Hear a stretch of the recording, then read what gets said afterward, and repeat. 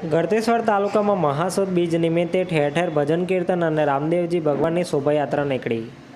ગળતેશ્વર તાલુકામાં મહાસુદ બીજની ધૂમધામથી ઉજવણી કરવામાં આવી.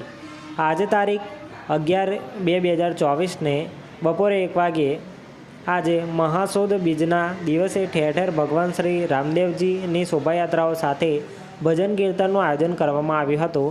12 બીજના ધણી અલગધણીની રામાપીરનો તહેવાર ગળતેશ્વર તાલુકાના ઘણા ગામોમાં રામદેવજી ભગવાનના મંદિરે હર્ષ અને ઉલ્લાસથી ઉજવણી કરવામાં આવી હતી.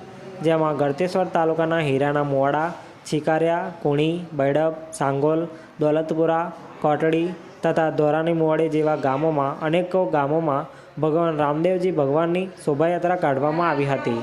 રામદેવજી ભગવાનના ભક્તો દ્વારા ખૂબ મોટી સંખ્યામાં નેજાઓ ચઢાવવામાં આવ્યા હતા. શોભાયાત્રા બાદ દરેક ગામોમાં મહાપ્રસાદનું આયોજન કરવામાં આવ્યું હતું.